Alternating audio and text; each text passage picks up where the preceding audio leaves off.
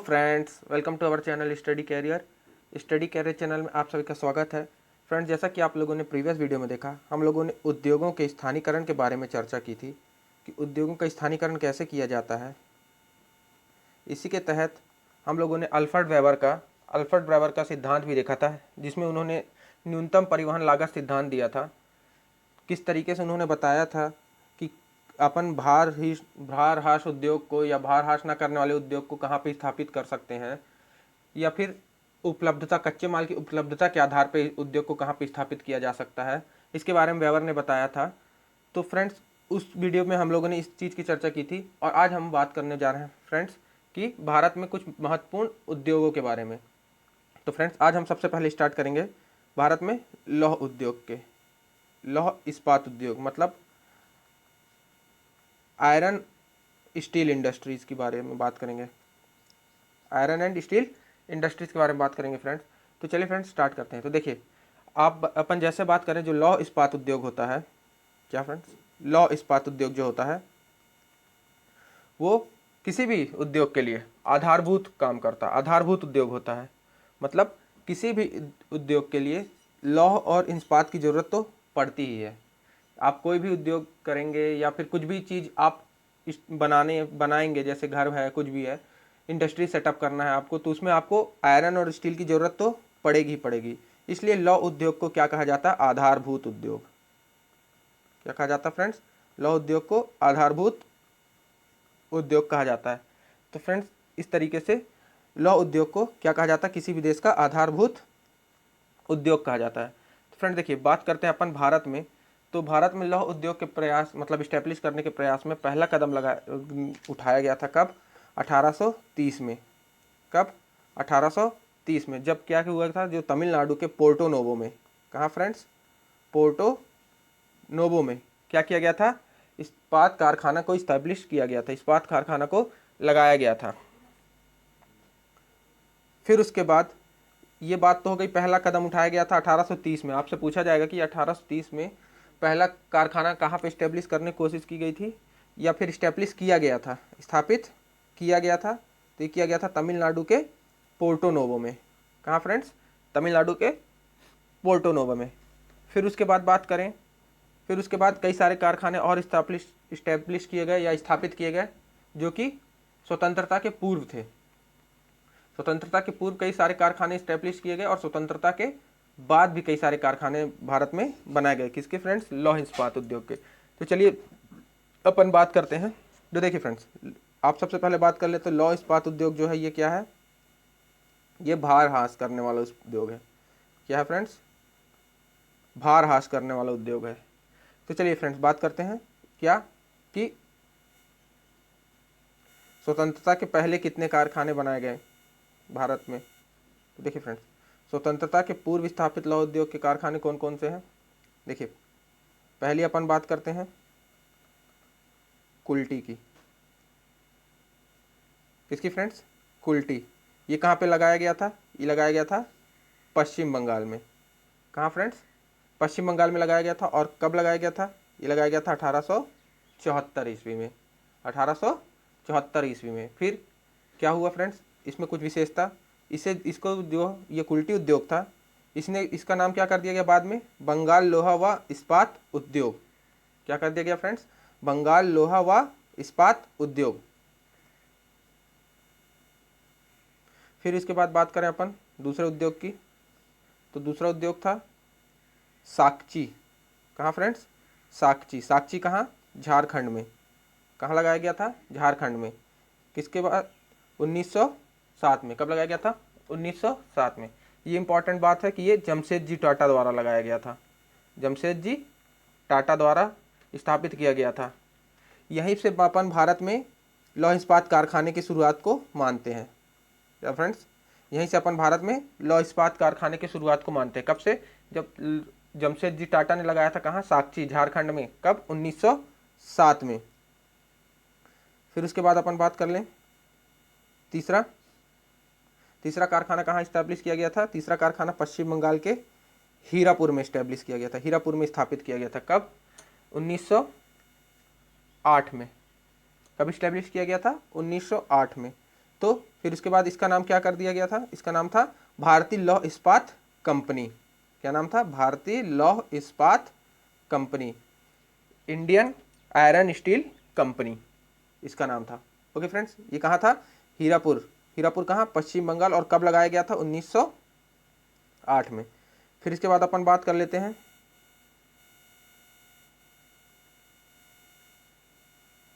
देखिए फ्रेंड्स, इसके बाद अपन बात कर लेते हैं, उसके बाद कर्नाटक में कब लगाया गया था, कर्नाटक के भद्रावती में। कहाँ फ्रेंड्स, कर्नाटक के भद्रावती में कब लगाया गया था, 1923 में। 1923 में कर्नाटक के भद्रावती में एक कारखाना लगाया गया था,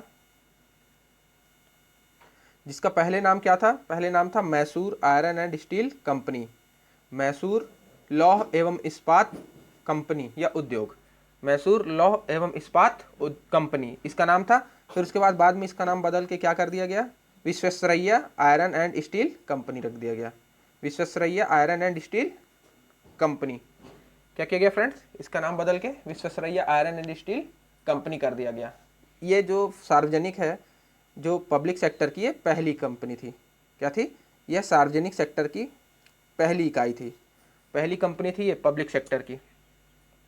यहाँ पे जो भी थी सब प्राइवेट सेक्टर की थी, ये पब्लिक सेक्टर की पहली कंपनी थी। ओके फ्रेंड्स, फिर इसके बाद लास्ट है, एक और है कंपनी को इस्टेब्लिश किया गया था, जो कि पश्चिम बंगाल के बर्नपुर में की गई थी। कहाँ की गई थी, पश्चिम बंगाल के बर्नपुर में। कब की गई थी, 1937 में। 1937 में बर्नपुर में पश्चिम बंगाल के ये कंपनी इस्टेब्लिश की गई थी, और इसका नाम क्या था, स्टील कॉरपोरेशन ऑफ बंगाल। क्या नाम था इसका, स्टील कॉरपोरेशन ऑफ बंगाल। उसके नाम से इसको इस्टेब्लिश किया गया था, स्थापित किया गया था, लेकिन बाद में इसका नाम बदल के क्या कर दिया गया, Indian iron and steel company. Indian iron and steel company में इसका विलय कर दिया गया था फ्रेंड्स, इसको मर्ज कर दिया गया था, किसमें, Indian iron and steel company में, जो ये थी आपकी कहाँ पे फ्रेंड्स, हीरापुर बंगाल में लगी थी। ये फ्रेंड्स हीरापुर बंगाल में भारतीय लौह इस्पात कंपनी, ये भारतीय लौह इस्पात कंपनी, इसी में इसका विलय कर दिया गया था, किसका, स्टील कॉरपोरेशन ऑफ बंगाल का। किसका friends, steel corporation of Bengal का विलय किस में कर दिया गया था, Indian iron and steel company में। तो इस प्रकार से ये थे कुछ, क्या फ्रेंड्स, स्वतंत्रता के पूर्व, स्वतंत्रता के पहले इस्टेब्लिश होने वाले कुछ लौह इस्पात कारखाने। फिर उसके बाद अपन बात कर लेते हैं स्वतंत्रता के बाद कुछ इस्टेब्लिश हुए थे, जिसमें प्रमुख कारखाने थे, 4 प्रमुख कारखाने हैं जिसकी अपन बात कर लेते हैं स्वतंत्रता के बाद। देखिए फ्रेंड्स, स्वतंत्रता के पश्चात इस्टेब्लिश होने वाले कुछ प्रमुख कारखाने कौन कौन से हैं, जैसा है एक राउरकेला ओडिशा। इस बात को याद रखिएगा, ये किस देश की सहायता से बना था और कब बना था, राउरकेला ओडिशा। राउरकेला ओडिशा जो है, राउरकेला में, ओडिशा के राउरकेला में इस्टेब्लिश किया गया था। कब किया गया था, 1955 में। कब इस्टेब्लिश किया गया था, कब बनाया गया था, 1955 में। किस देश के सहयोग से बना था ये जर्मनी के सहयोग से बना था। किसके सहयोग से बना था, जर्मनी के सहयोग से। तो पूछ सकता है आपसे कि राउरकेला का जो कारखाना है, लौह इस्पात का कारखाना, वो किस देश के सहयोग से बना है, तो बताएंगे जर्मनी में, जर्मनी के सहयोग से। और कब बना है, तो 1955 में। फिर उसके बाद बात करें, दूसरा है भिलाई। भिलाई में, भिलाई कहाँ, छत्तीसगढ़ में, छत्तीसगढ़ के भिलाई में दूसरा कारखाना बना था। कब बना था वो, 1955 में ये भी बना था। 1955 में 3 कारखाने स्टैब्लिश किए गए थे, एक राउरकेला में, एक भिलाई में और एक दुर्गापुर में। राउरकेला का स्टील प्लांट, भिलाई का स्टील प्लांट और दुर्गापुर का स्टील प्लांट, ये तीनों कब स्टैब्लिश किए गए थे, कब स्थापित किए गए थे, 1955 में। पर ये तीनों अलग अलग देश की सहायता से स्थापित किए गए थे। तो जो भिलाई का प्लांट स्टैब्लिश किया गया था, स्थापित किया गया था 1955 में, किस देश की सहायता से, पूर्व सोवियत संघ, जिसे अपन वर्तमान में रूस कहते हैं, रशिया, रूस पहले पूर्व सोवियत संघ यूएसएसआर के नाम से जाना जाता था, यूएसएसआर के नाम से जाना जाता था। तो क्या है कि, तो किसकी सहायता से, रशिया की सहायता से, पूर्व सोवियत संघ की सहायता से स्टैब्लिश किया गया था। कब, 1955 में। कौन सा कारखाना, भिलाई का।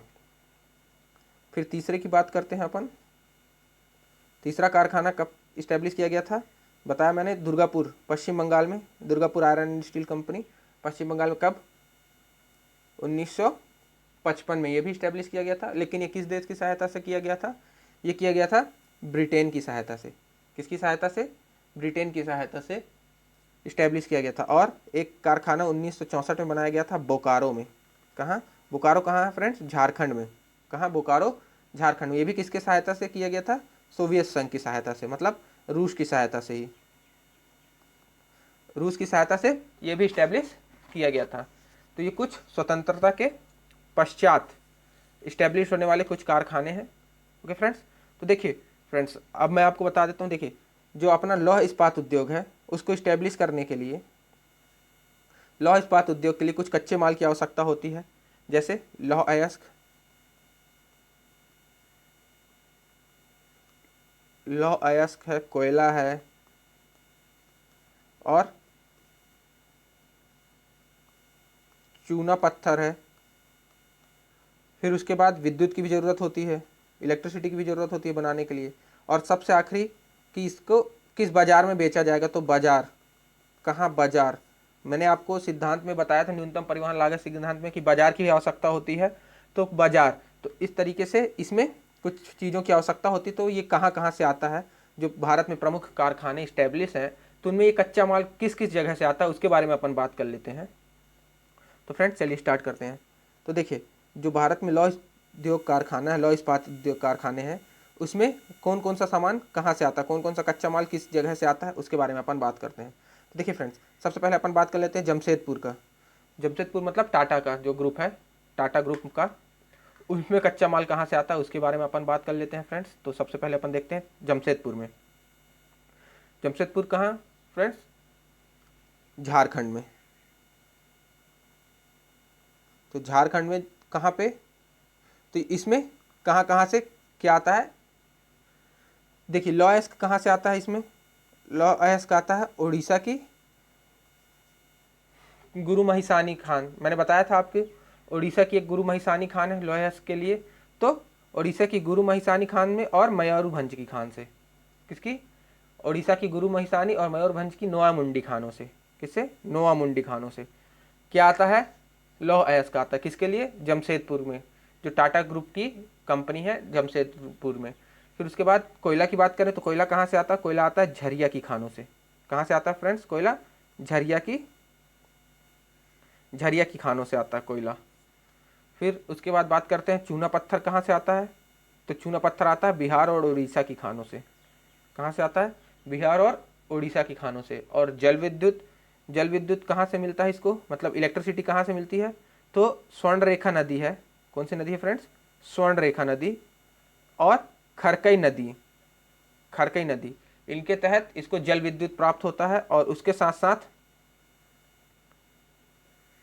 वहाँ पे एक डिमना नाला बांध है। कौन सा बांध है? डिमना नाला बांध है। उससे भी इसे क्या प्राप्त होता है? इलेक्ट्रिसिटी प्राप्त होती है, जल विद्युत प्राप्त होता है। और फिर ये जमशेदपुर में जब बन गया तब इसके लिए बाजार कहाँ है? तो बाजार इसका कहाँ है? बाजार कोलकाता में इसे बेचा जाता है। इसके लिए कोलकाता सबसे प्रमुख बाजार है। किसका? जमशेदपुर के लिए। ओके फ्रेंड्स, तो जमशेदपुर में आपको समझ में आ गया कि लौह अयस्क कहाँ से आता है, लौह अयस्क कहाँ कहाँ से आता है, कोयला कहाँ से आता है, चूना पत्थर कहाँ से आता है, जल विद्युत कहाँ से आता है, और इसके लिए बाजार कहाँ पे है। ओके फ्रेंड्स, फिर आप इसके बाद अपन बात करते हैं बर्नपुर की। दूसरा क्या है? बर्नपुर की बात करें तो बर्नपुर में लौह अयस्क कहाँ कहाँ से आता है? तो लौह अयस्क मिलता है छोटा नागपुर पठार से। छोटा नागपुर पठार से मिलता है। अपन आपको मैंने बताया भी था, छोटा नागपुर पठार को भारत का रूर प्रदेश कहा जाता है। यहाँ बहुत सारे खनिज प्राप्त होते हैं। फिर उसके बाद उड़ीसा के क्योंझर से, दो जगह से यहाँ से भी आता है क्या? लौह अयस्क कहाँ कहाँ? छोटा नागपुर पठार से आता है और उड़ीसा के क्योंझर से आता है क्या? लौह अयस्क। फिर उसके बाद कोयले की बात करें तो कोयला की झरिया और रानीगंज की खान से। झरिया की खान और रानीगंज की खानों से क्या आता है? कोयला आता है। ओके फ्रेंड्स, फिर उसके बाद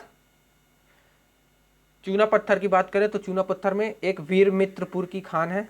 क्या फ्रेंड्स? उड़ीसा में वीरमित्रपुर खान है, वहां से आता है क्या? चूना पत्थर, वीरमित्रपुर से।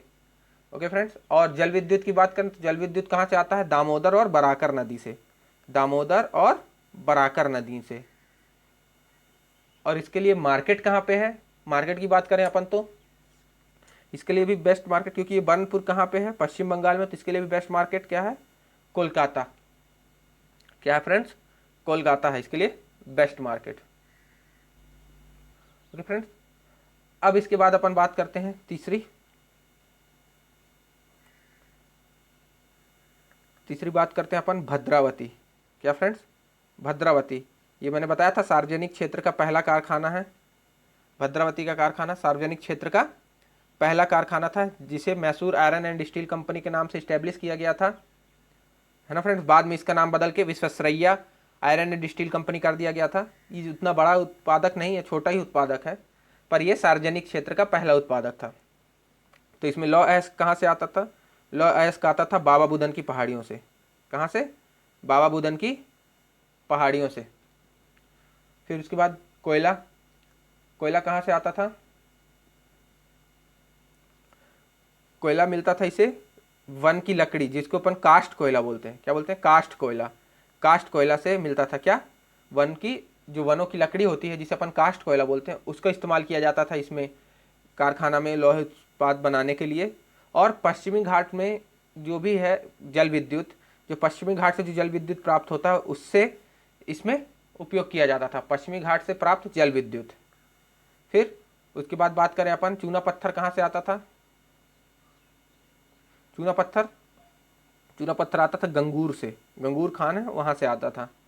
फिर बात करें जल विद्युत कहाँ से प्राप्त होता था इसे भद्रा नदी से, भद्रा नदी पे बने बांध से जल विद्युत इसे प्राप्त होता था। और इसके लिए मार्केट कहाँ था, कहाँ पे इसे बेचा जाता था, कहाँ पे इसे भेजा जाता था, तो पूरे दक्षिण भारत में इसका मार्केट था। पूरे दक्षिण भारत में कोयले की स्टील और आयरन की आपूर्ति इसी से की जाती थी, किससे, भद्रावती से। फिर इसके बाद अपन बात कर लें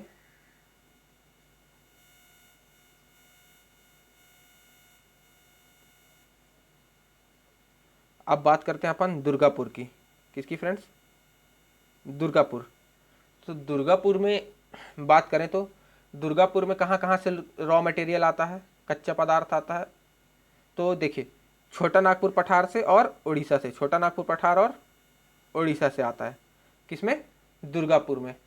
दुर्गापुर की जो स्टील कंपनी है, आयरन एंड स्टील कंपनी, उससे आता है। ओके फ्रेंड्स, फिर बात करते हैं अपन, ये तो हो गई आयरन की, लौह उद्योग, लौह इस्पात की बात होगी, लौह अयस्क की बात होगी। फिर उसके बाद अपन बात करते हैं कोयले की। कोयला कहाँ से आता है, बराकर और झरिया के क्षेत्रों से। किससे, बराकर और झरिया के क्षेत्रों से बात करते हैं। फिर जल विद्युत की बात करते हैं, तो जल विद्युत कहाँ से आता है, दामोदर नदी से। कहाँ से मिलता है, दामोदर नदी से। और इसके लिए अपन बात करें कि प्रमुख बाजार कहाँ का है, तो कोलकाता का है। प्रमुख बाजार कहाँ है इसका, कोलकाता का है। ये बात हो गई दुर्गापुर की। इसके बाद अपन बात करते हैं राउरकेला की। किसकी बात करते हैं अपन, राउरकेला। राउरकेला की बात करें तो राउरकेला में जो लौह अयस्क है वो कहाँ से मिलता है, ये क्योंझर से। क्योंझर के जो बोनाई क्षेत्र है, क्योंझर बोनाई क्षेत्र, वहाँ से ये मिलता है, क्या, लौह अयस्क आता है। और कोयले की बात करें तो कोयला कहाँ से आता है, झरिया व तलचर की खानों से। कहाँ से फ्रेंड्स, झरिया व तलचर की खानों से क्या आता है, कोयला। और बात करें चूना पत्थर की, तो चूना पत्थर वीरमित्रपुर, क्या, उड़ीसा का एक जगह है वीरमित्रपुर, जहाँ पे चूने पत्थर की खान है, वहाँ से। और हाथीबाड़ी से, वीरमित्रपुर और हाथीबाड़ी से क्या आता है, कोयला, क्या आता है, चूना पत्थर आता है।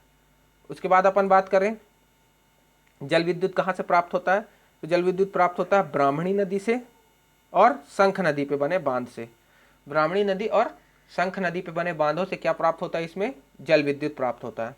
क्या प्राप्त होता है फ्रेंड्स, जल विद्युत प्राप्त होता है। फिर उसके बाद अपन बात करें इसका जो मार्केट है, इसका जो आयरन एंड स्टील का मार्केट है वो कहाँ कहाँ पे है पूरा, तो चेन्नई, मुंबई और विशाखापट्टनम में है। कहाँ कहाँ फ्रेंड्स, चेन्नई, मुंबई और विशाखापट्टनम में इसका क्या प्लांट है, क्या है, सप्लाई मार्केट है। बाजार इसका कहाँ पे है, चेन्नई, मुंबई और विशाखापट्टनम में। फिर उसके बाद अपन बात करते हैं क्या फ्रेंड्स, भिलाई की। क्या कहें, भिलाई। तो भिलाई की बात करें तो भिलाई में देखिए, मैंने आपको दुर्ग के पास पढ़ाया था एक डल्ली राजहरा थी खान, आयरन ओर की खान थी। तो इसमें जो लौह अयस्क है वो कहाँ से मिलता है? डल्ली राजहरा से। कहाँ से मिलता है फ्रेंड्स? डल्ली राजहरा से।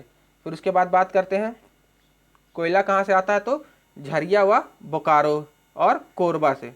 कोरबा तापी केंद्र से भी इसको कोयला मिलता है। क्या क्या फ्रेंड्स?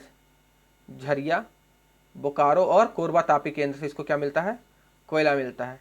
फिर कोयला के बाद अपन बात करें चूना पत्थर, तो चूना पत्थर कहाँ से मिलता है? तो चूना पत्थर इसको मिलता है रायपुर। कहाँ से फ्रेंड्स? रायपुर, दुर्ग और बिलासपुर, और एक है नंदनी से। रायपुर, दुर्ग, बिलासपुर और नंदनी से इसे क्या प्राप्त होता है? चूना पत्थर प्राप्त होता है। फिर उसके बाद अपन बात करें किस चीज़ की फ्रेंड्स? जल विद्युत। जल विद्युत कहाँ से मिलता है? देखिए, एक है तेंदुला नहर। क्या है फ्रेंड्स? तेंदुला नहर है और गुंदली जलाशय है। तेंदुला नहर और गुंदली जलाशय से इसे क्या प्राप्त होता है? जल विद्युत प्राप्त होता है। और इसका मार्केट कहाँ पे है? इस पे जो आयरन निकलता है, जो लौह अयस्क निकलता है, और सॉरी, जो लौह निकलता है और स्टील निकलता है, आयरन एंड स्टील निकलता है, उसको कहाँ ले जाया जाता है? वो कहाँ भी होते हैं, कहाँ जाते हैं? वो दक्षिण भारत में भेजा जाता है, और मुंबई, कोलकाता, मद्रास और दिल्ली में।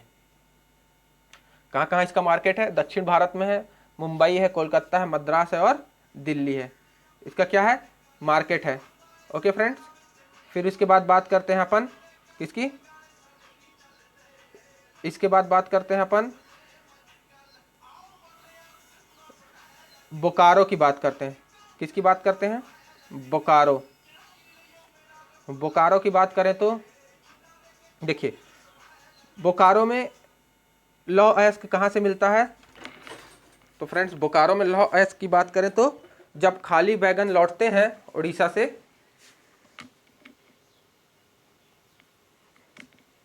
देखिए, जब उड़ीसा से लौटते हुए खाली वैगन आते हैं तब उससे इनको लौह अयस्क प्राप्त होता है।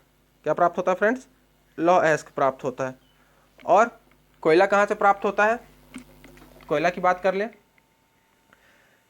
देखिए, तो जब कोयला प्राप्त होता है, ये कहाँ से? स्थानीय कोयला, मतलब स्थान बोकारो के आसपास ही जो स्थानीय जगह है वहाँ से कोयला प्राप्त होता है।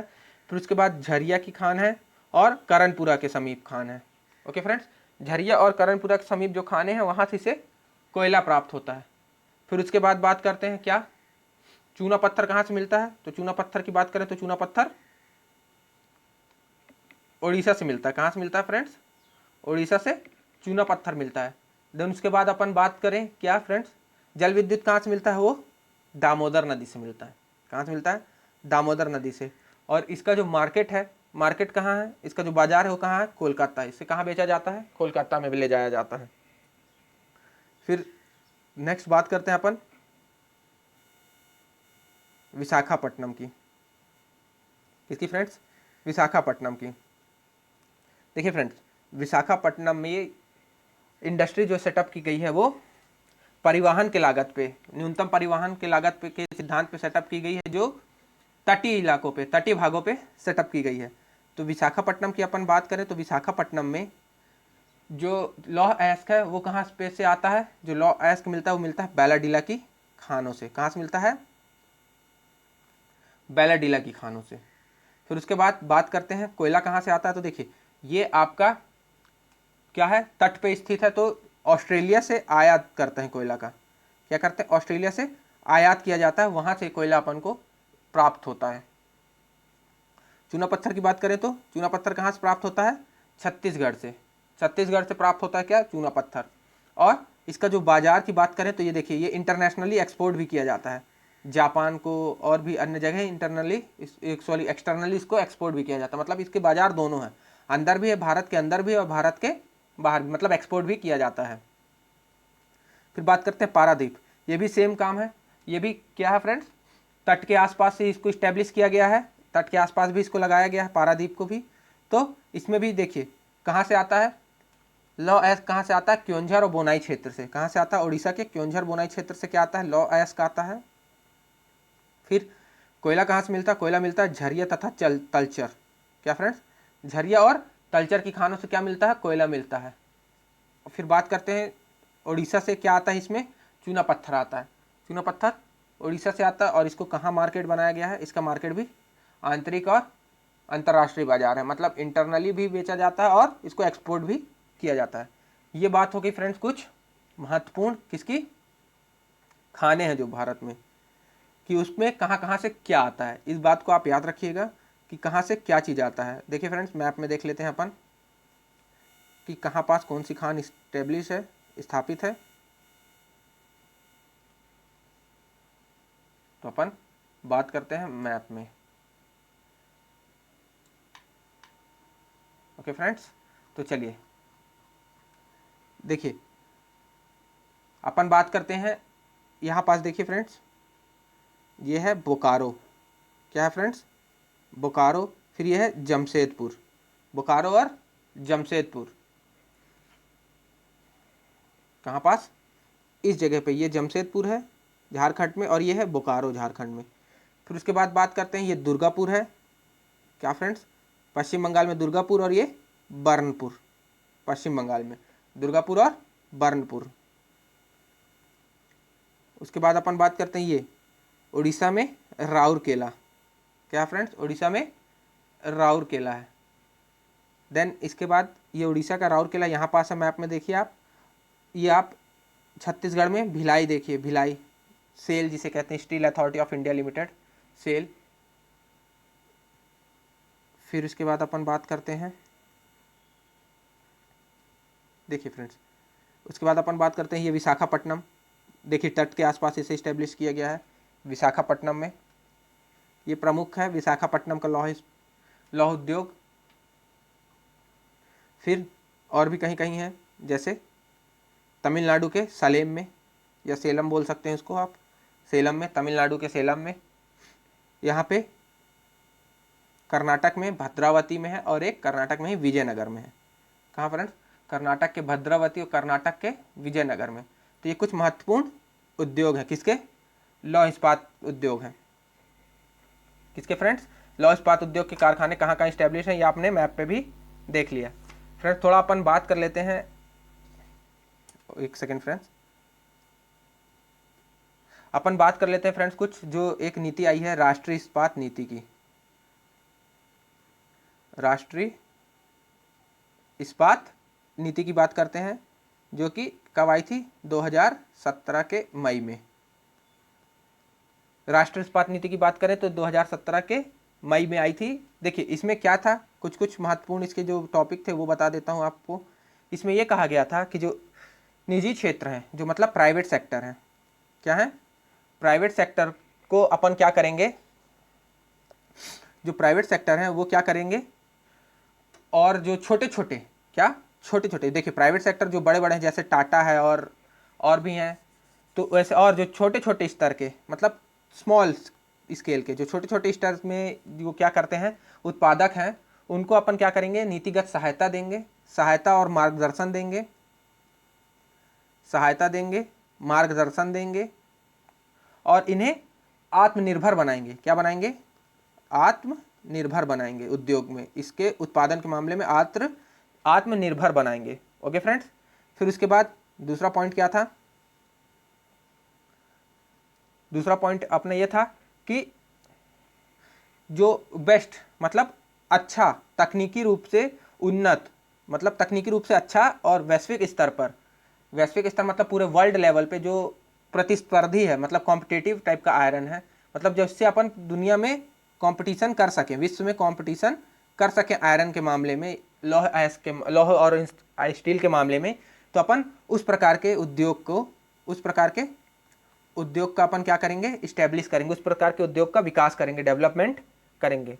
फिर उसके बाद तीसरी बात उन्होंने की थी, जो उत्पादन लागत होती है, क्या होती है फ्रेंड्स, उत्पादन लागत होती है, और जो आयात होता है, जो आयात होता है उसके लिए, उत्पादन करने के लिए लागत और आयात, लागत और जो आयात होता है उसे क्या करना, उस पर जो निर्भरता है, लागत पे बहुत ज़्यादा लागत आता है, लागत पे ज़्यादा निर्भर हैं अपन, और आयात पे ज़्यादा निर्भर हैं, उसको अपन को कम करना है, कम करना है। और एक लास्ट पॉइंट था इसमें, एक लास्ट पॉइंट ये कहा गया था इसमें, जो घरेलू स्तर है, क्या घरेलू स्तर है, घरेलू स्तर की बात करें तो घरेलू स्तर में जो इस्पात की मांग है, स्टील की मांग है, उसे अपन को क्या करना है, बढ़ाना है। क्या, स्टील की मांग को बढ़ाना है घरेलू स्तर पर। घरेलू स्तर पर स्टील की मांग को बढ़ाना, और जो विदेशी निवेश होते हैं, जो फॉरेन इन्वेस्टमेंट होते हैं, उनको क्या करना है, अपन को सुविधाजनक बनाना। मतलब विदेशी लोग इन्वेस्ट करने आए, फॉरेन इन्वेस्टर आए भारत में, एफडीआई आए भारत में, एफडीआई लाना है भारत में। तो इस तरीके से ये कुछ प्लान था किसमें, राष्ट्रीय इस्पात नीति 2017 में। आपको समझ में आया फ्रेंड्स, क्या क्या करना था इसमें। राष्ट्रीय इस्पात नीति 2017 कब आई थी, मई 2017 में आई थी। इसमें मतलब निजी क्षेत्र और छोटे छोटे स्तर पे जो उत्पाद करते हैं, किसके, आयरन के और स्टील के, उनको क्या करना, सहायता देना और मार्गदर्शन देना गवर्नमेंट द्वारा, और उन्हें आत्मनिर्भर बनाना उत्पादन के मामले में। फिर उसके बाद तकनीकी रूप से उन्नत और जो दुनिया में हम प्रतिस्पर्धा कर सकें ऐसी इंडस्ट्री सेटअप करना, ऐसे उद्योग लगाना। फिर उसके बाद बात करते हैं उत्पादन लागत और आयात पे कम निर्भर होना। फिर घरेलू स्तर में उस इस्पात की मांग को बढ़ाना, और फॉरेन इन्वेस्टमेंट जो आए उसके लिए हमारे सुविधाजनक बनाना, हमारा जो बाजार है उसके लिए सुविधाजनक हो कि क्या हो जाए, फॉरेन इन्वेस्टमेंट ज़्यादा अच्छे तरीके से आए। तो ये थी किसकी फ्रेंड्स, आयरन से रिलेटेड कुछ बातें, आयरन और स्टील कंपनी से रिलेटेड कुछ बातें थी। अब अपन बात कर लेते हैं एक और बात करेंगे आज अपन एल्युमिनियम उद्योग की, इसकी एल्युमिनियम कंपनियों की बात करते हैं फ्रेंड्स। तो सबसे पहले अपन एल्युमिनियम कंपनियों की बात करने से पहले कुछ बात कर लें एल्युमिनियम से रिलेटेड। ओके फ्रेंड्स, तो देखिए एल्युमिनियम की बात करते हैं अपन। तो एल्युमिनियम भी मैंने जैसे आपको बताया एक भारहास उद्योग है। क्या है, एल्युमिनियम भी एक प्रकार का भारहासी उद्योग है। देखिए फ्रेंड्स, एल्युमिनियम की बात करें तो एल्युमिनियम के देखिए, अगर आप मान लीजिए नॉर्मली बात करते हैं अपन, तो 1 टन एल्युमिनियम आपको निकालना है। क्या निकालना है, 1 टन एल्युमिनियम का उत्पादन करना है, मतलब निकालना है आपको। तो आपको उसके लिए क्या क्या लगेगा, उसके लिए आपको बॉक्साइट लगेगा। बॉक्साइट कितना लगेगा, बॉक्साइट लगभग 5 टन लगता है। कितना लगता है, 5 टन बॉक्साइट लगता है। आधा टन, कितना, आधा टन मतलब 500 केजी के लगभग चूना पत्थर लगता है। क्या लगता है, चूना पत्थर लगता है। 300 किलो के लगभग क्या लगता है, कास्टिक सोडा लगता है। 300 किलो के लगभग कास्टिक सोडा लगता है, और 20 से 24,000 मेगावाट की, सॉरी 24,000 किलोवाट की, मेगावाट बहुत हो जाएगा, 24,000 किलोवाट क्या लगती है, इलेक्ट्रिसिटी लगती है, विद्युत लगती है। आप लोग को समझ में आया फ्रेंड्स, 1 टन एल्युमिनियम निकालने के लिए तो इतना बड़ा भारहासी उद्योग है। मतलब टोटल हमें लगभग 6 टन सामान की आवश्यकता होती है 1 टन एल्युमिनियम निकालने के लिए, और 20 से 24,000 किलोवाट मतलब 20 से 24 मेगावाट की बिजली की ज़रूरत होती है। ओके फ्रेंड्स, तो इस प्रकार से एल्युमिनियम एक बहुत बड़ा भारहासी उद्योग है। फिर अपन बात कर लेते हैं, देखिए तो इस प्रकार से अगर आप इसका उद्योग का स्थानीकरण करना चाहेंगे तो सबसे ज़्यादा महत्वपूर्ण आप बात किसको देंगे, बॉक्साइट को। किसको देंगे, क्योंकि बॉक्साइट की सबसे ज़्यादा आवश्यकता होती है। तो अपन बॉक्साइट के आसपास के इलाकों में ही इस एल्युमिनियम उद्योग को क्या करेंगे, इस्टेब्लिश करेंगे। देखिए अब अपन बात कर लेते हैं एल्युमिनियम उद्योग में इस्टेब्लिश। देखिए पहली बात करें तो अब देखिए सबसे पहले एल्युमिनियम उद्योग कहाँ पे इस्टेब्लिश किया गया था, जेके नगर में। कहाँ, पश्चिम बंगाल के जेके नगर में पहला एल्युमिनियम उद्योग को इस्टेब्लिश किया गया था, जिसे अपन आसनसोल भी बोलते हैं। क्या बोलते हैं, आसनसोल। आसनसोल के पास इस्टेब्लिश किया गया था। कब, 1937 में भारत का ये पहला एल्युमिनियम संयंत्र लगा था। कहाँ लगा था, भारत का पहला एल्युमिनियम संयंत्र। फिर उसके बाद अपन बात करते हैं 1938 में, कहाँ, मुरी, झारखंड के कहाँ, मुरी में। कहाँ है ये, झारखंड के मुरी नामक स्थान पे क्या किया गया था, दूसरा एल्युमिनियम संयंत्र स्थापित किया गया था। फिर तीसरी बात करें, तीसरा एल्युमिनियम संयंत्र कहाँ स्टैब्लिश किया गया था, रेणुकूट में। कहाँ, उत्तर प्रदेश के रेणुकूट में। कब स्टैब्लिश किया गया था, ये भी 1938 के समथिंग में स्टैब्लिश किया गया था। ओके फ्रेंड्स, तो ये तीसरा कहाँ पे स्टैब्लिश किया गया था, रेणुकूट में। ये रेणुकूट कहाँ पे है, उत्तर प्रदेश में। किसके द्वारा स्टैब्लिश किया गया था, हिंडाल्को। क्या, मतलब Hindustan aluminium company, Hindalco, Hindustan, Hind HIND, Hind से हिंदुस्तान, ए से एल्युमिनियम और CO से कंपनी। तो हिंडाल्को द्वारा कब स्टैब्लिश किया गया था? रेणुकूट में तीसरा उद्योग स्टैब्लिश किया गया था। ओके फ्रेंड्स, फिर उसके बाद अपन बात करते हैं, सॉरी फ्रेंड्स, ये लगभग रेणुकूट वाला 1958 में किया गया था, 1958 में स्टैब्लिश किया गया था, ना कि 1938 में। ओके फ्रेंड्स, फिर उसके बाद बात करते हैं अपन 1965 में। 1965 की बात करें तो देखिए 1965 में जो सार्वजनिक क्षेत्र का पहला एल्युमिनियम उत्पादक उपक्रम था, जिसे अपन कहते हैं बाल्को, क्या कहते हैं? Balco, Bharat aluminium company limited, ये सार्वजनिक क्षेत्र का था। बाल्को, बी से भारत, ए से एल से एल्युमिनियम, CO से कंपनी। बाल्को कब स्टैब्लिश किया गया था? 1965 में बाल्को की स्थापना की गई थी। फिर उसके बाद बात करते हैं 1981 में नाल्को, क्या फ्रेंड्स? नाल्को मतलब national aluminium company limited, NALCO की स्थापना की गई थी। ओके फ्रेंड्स, तो इस प्रकार से भारत में कुछ प्रमुख एल्युमिनियम उद्योगों की स्थापना इस रूप से की गई थी। तो चलिए फ्रेंड्स, अपन बात कर लेते हैं कि कहाँ कहाँ कौन सा उद्योग है। तो चलिए देखिए फ्रेंड्स, मैंने आपको बताया अभी, देखिए पहली बात करें अपन इंडाल्को, किसकी? इंडाल्को मतलब Indian aluminium company limited, Indalco, India aluminium company limited. ये इसका जो प्लांट था, इसकी स्थापना में कौन सा देश सहायक था? ये कनाडा की सहायता से इस्टेब्लिश किया गया था। कहाँ पे इसके प्रमुख केंद्र हैं, कहाँ कहाँ पे हैं? तो मैंने आपको बताया, पहला कारखाना JK नगर पश्चिम बंगाल में, JK नगर पश्चिम बंगाल में बात करें, पहला कारखाना इस्टेब्लिश किया गया था। फिर JK नगर पश्चिम बंगाल में पहला कारखाना इस्टेब्लिश किया गया था। अब देखिए, और इसके संसाधन स्रोत की बात करते हैं। संसाधन स्रोत मतलब बॉक्साइट कहाँ से आता है इसमें, और विद्युत कहाँ से आता है।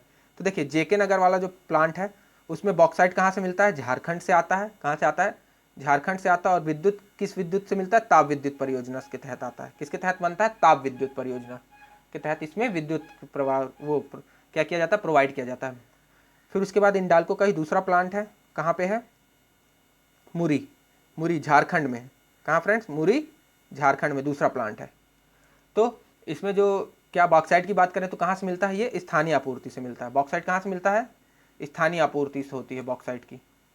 ओके फ्रेंड्स, फिर उसके बाद बात करें तो ये भी कैसे? ताप विद्युत परियोजना के तहत ही इसमें क्या आता है?